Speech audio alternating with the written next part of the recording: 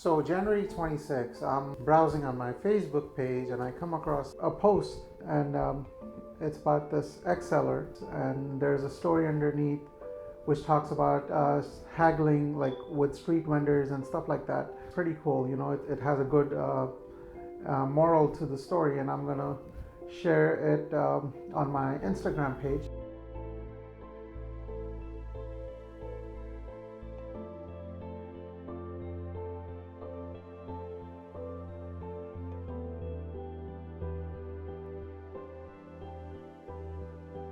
So I said, you know what? I have a decent following. Let me see if my followers can help me find him. So I put up a post on Instagram. All it said was, find me this guy. And there was a picture of the Exceller, and I posted all the 3 pictures that I found online. And wow, it was going crazy. My phone was going crazy. People are commenting, people are tagging others, people are tagging their friends who recently visited Morocco. Was like, hey, do you know where this person is? People are actually helping me find this guy.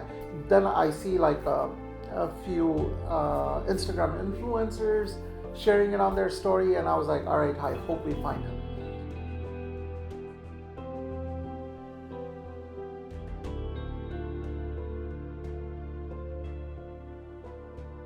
But the only thing that I have that gave me a little bit of faith was, firstly, we were all making a lot of dua. We had, we had this good intention of, seeing if we could provide any kind of help to this old man. He was really old.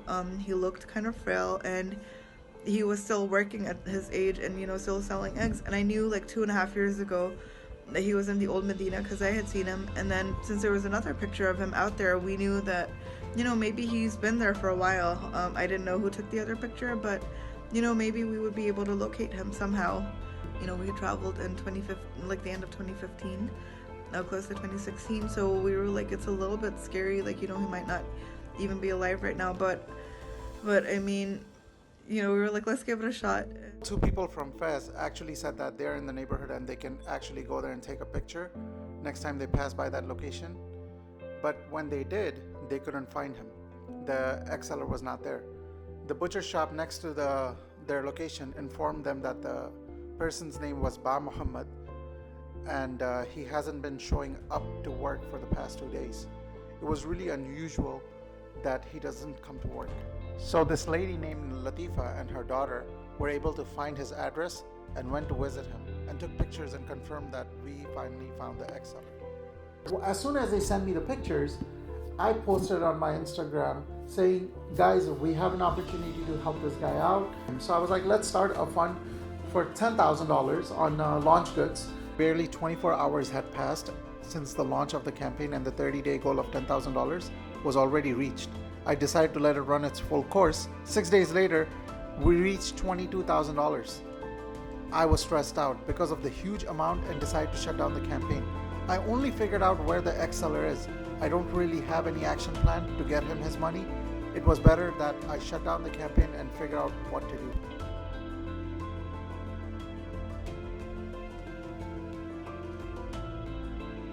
Wafa is this amazing person. You just call her and you're like, somebody needs help.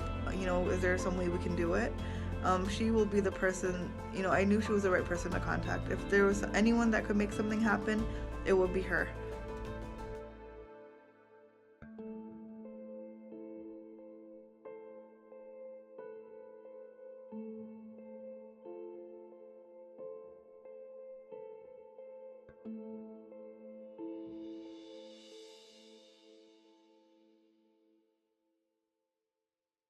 Ba's living conditions were horrible. He had one small bed, thin clothes, one hat.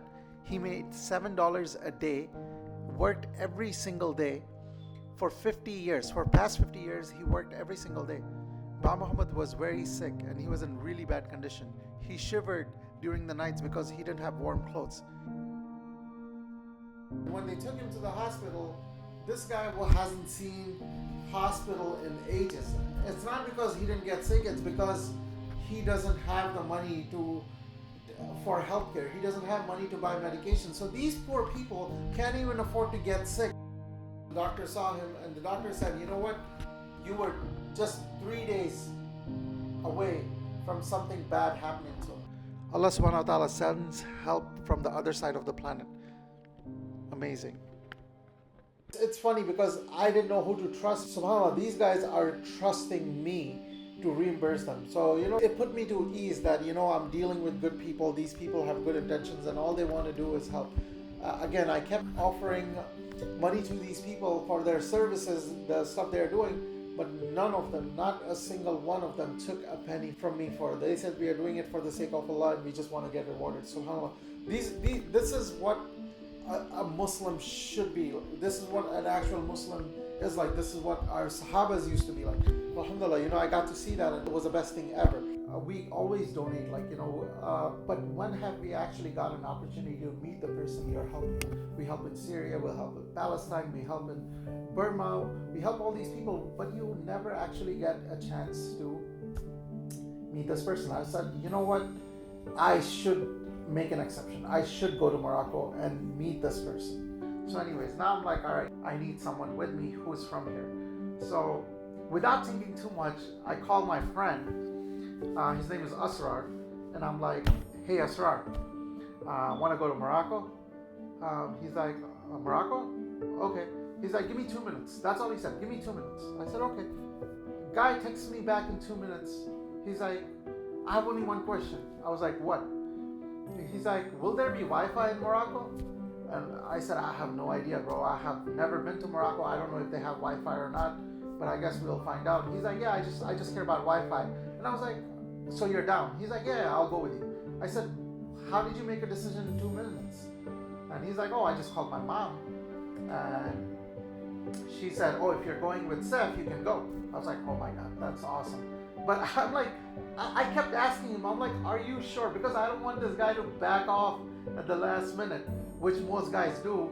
I'm like, are you going to back off? He's like, no, I'm going to go with you. And he seemed pretty chill. And that's what I was like, all right, man, at least I have someone else to go with me. So I called up Wafa and I'm like, hey, me and my friend are trying to go to Morocco. She's like, when do you want to go? So my gallery was opening up and I was like, after the opening, I'm going to leave. And I'm going to leave right after the opening because I have to be there for the gallery opening. I'm like, all right, we are gonna do this. Am I excited? I'm more nervous than I'm excited because I'm going to a country and usually I travel with my wife, but this time I'm just traveling on my own and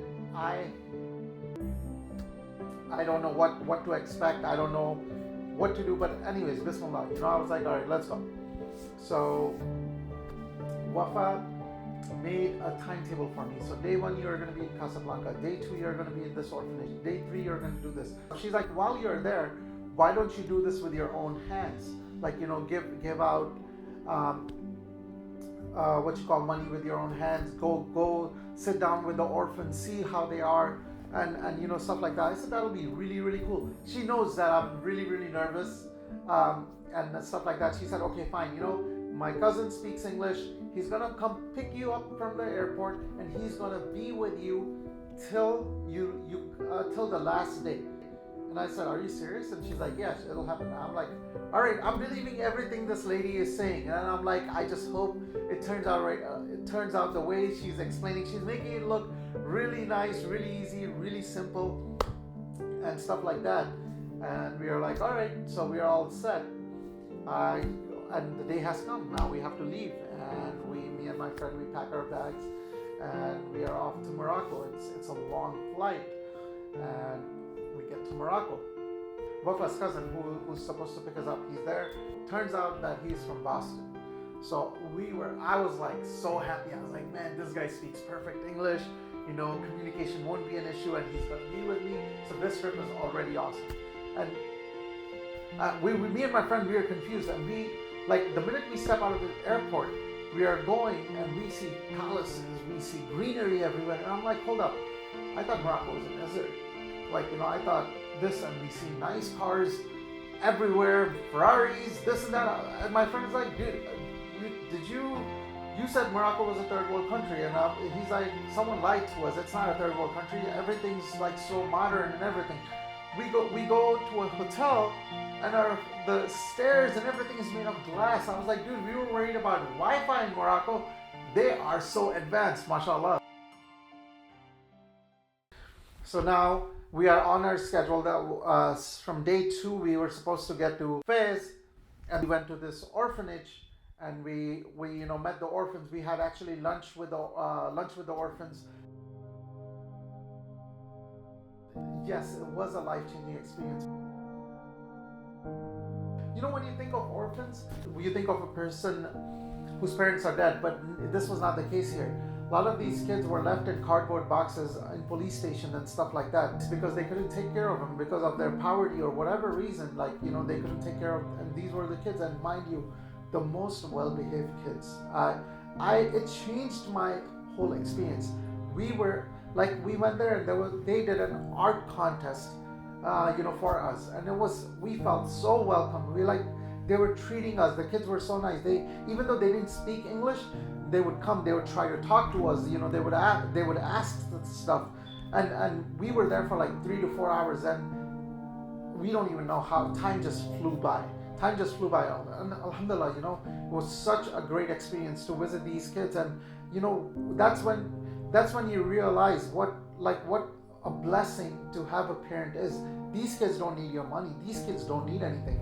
These are just kids who needs their parents, who needs someone to adopt them so they can have a home. They're staying in this very nice facility, but they're pretty much like staying in their school. They get up, they go to their class, they come back, and they go to their bed. So they have activities, but it's nothing like home. It's like an organization, which I was really surprised, because this was a good organization. It was very clean. These kids clean up after themselves.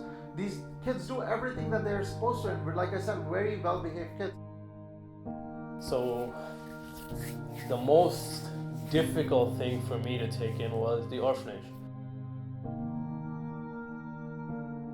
These were parents that just left their kid.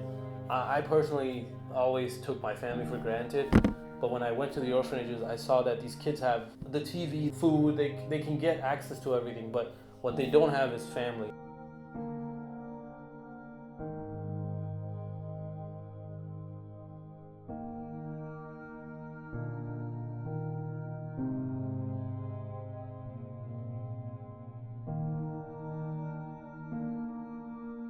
We saw this old lady who was just looking at the floor all the time, and I kept looking at her she was really old. I kept looking at her for like good 5 minutes. She did not move. She kept looking at the floor, and then I was like, all right, we should just go and talk to her. So I tell Uthman, I'm like, hey, just come with us. Let's talk to this lady. She looks up, and when she sees us, she smiles. It felt like she was waiting for someone to come and talk to her, right? So she smiles and she starts talking to us. She does not want to stop. I asked her her age. She said she got 20 years old. At this nursing home, we took medications, we took shampoo, we took purses for these old ladies, and a bunch of goodies, and they were so happy, mashallah. They were so happy. It was so. Again, this was a life-changing experience, because this is the first time I visited a nursing home in my life, and subhanAllah, it was an amazing experience. We go out there and you see these people doing, appreciating the little things that you do, and it opens your eyes to what's around in the world, because we get so blinded. Oh, we have a car, but I don't have a nicer car. We have a house. Oh, I want a bigger house. But none of this stuff really mattered to them. What mattered was, man, I needed soap to take a shower. I need soap to wash my clothes, or stuff like that. That's what mattered to these older people, and that was an experience by itself.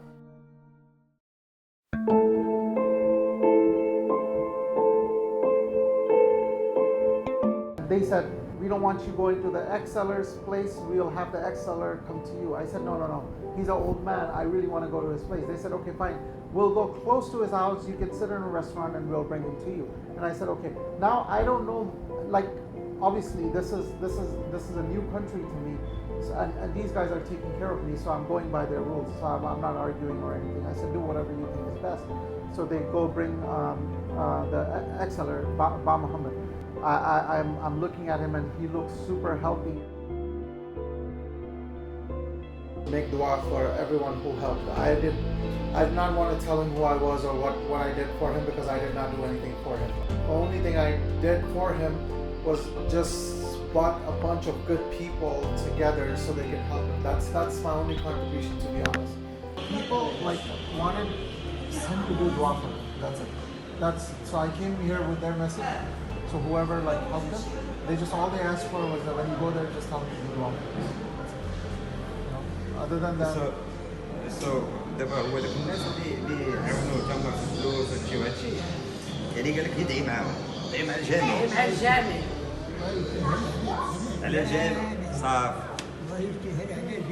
He said he's doing dua for everybody. الله يعطيك الصحة أنت. آمين. آمين. Say آمين. آمين. Is there any immediate problem that he has that needs to be taken care قال of? لك واش عندك شي مشكل دابا اللي محتاج ليه؟ Baba said, you know what?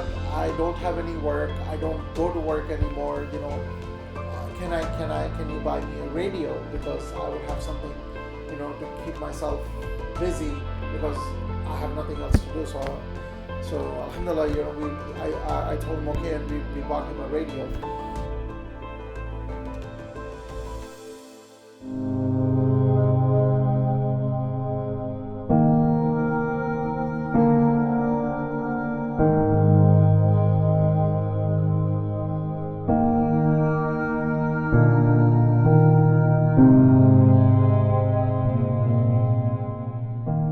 So I wanted to meet her just to make sure that, you know, he's been taken care of, and the money that we are going to be paying her is used towards his food and her food and the kids and everything. So I wanted to see this person. They asked me if I wanted to see the sons too, and I declined that offer. I understand that they are poor and they are not able to help their father, but the daughter-in-law, she was taking care of him, she was feeding him, she was doing everything for him, and the sons were not found. Like the sons were absent when, at least to my best knowledge, the sons were not available. You know, can you please make sure that, you know, he's been taken care of, because a lot of people out there want him to be happy, want him to be healthy. So you are the only person who's taking care of him on day-to-day basis. So can you please make sure, like, you know, he's been taken care of? You know what she told me? She said, he's the only person I have in my life that I need to take care of other than my kids. She has her own house and she has her own family, but Baba did not want to move in with her to her house, so she stayed in this house, which is not the best living place. I mean, they live on like a rooftop of a house. It's always cold. There's not proper electricity. There's not proper heat system, and Fez gets really cold. May Allah reward her. So she stuck around for this person just to make sure that he is happy. And when you meet these people in person, you know, like, Jannat is waiting for them, inshallah. Actually experiencing, witnessing all these things, subhanAllah, you know, it makes you so humble. It makes you want to appreciate the things that you know you are given in life. Like, a lot of people out there are working twice as hard as we do and make quarter or even less than what we make. And you know, like I said before, the easiest thing for us is to donate, but when you actually go and see the condition of these people, you just realize how blessed you are. You know, you really realize the luxuries that you're given in life. You may not be driving the best car, but at least you're driving a car. I saw this person who could barely walk, but he was there selling stuff. This was a beautiful experience, you know, and I wish I had words to express what I really felt doing this, or what I really saw, but I can't. My vocabulary is limited at this point, like, you know, to whatever. So I'm doing my best to describe, but you guys get the point, inshallah. Overall, Morocco as a country is beautiful. Starting off from saying hopefully there's Wi-Fi there. Yes, they had Wi-Fi everywhere. Not only did they have Wi-Fi, they were pretty advanced over there. They had a highway system, which I didn't know existed. And what you realize is it's not the same as people describe it to be unless you go out there and experience it for yourself. Other than Fez, which was a little poor, all the other places we went to were pretty top notch. I mean, the country itself was beautiful. Uthman was awesome. Aziz was awesome too. He finally smiled, which was nice. On our last day before we were leaving, so he smiled. But overall, it was a great trip. And the other thing was when I was at the orphanage, they thought I was an Indian actor, and that was a pretty neat experience. I got 5 seconds of fame out of the way too. We all browse through Instagram just randomly, we just kill time. And then to be able to help somebody through this platform, subhanAllah, it's amazing. Can you believe what a miracle it is? Firstly, to just, to see this picture, and then for somebody in the world to recognize it 2.5 years later. I'm like halfway across the world. I was talking to my husband. I showed him the picture. He's like, I wouldn't have recognized this picture at all. I'm like, you know what? It touched me 2.5 years ago, and that's why something motivated me to take this picture. It was probably even the will of Allah. It's amazing, subhanAllah, how Allah subhanahu wa ta'ala works. SubhanAllah, when I think of this, I'm like, wow, all this happened at the right time because God wanted to help him. God wanted to help him, and that's why it happened at the right time. Maybe he made a dua and help came for him at the right time. It still gives me chills how, I was this close to not doing anything about them because I thought he was that person. I was not going to find him. I was not even going to try. But I'm glad I did because now this happened. All this happened to be the best story of my life. It's going to stick with me forever, and I'm going to tell. I'm going to pass it on to my next generation, inshallah. That telling how sometimes our little attempt to help someone can change someone's life.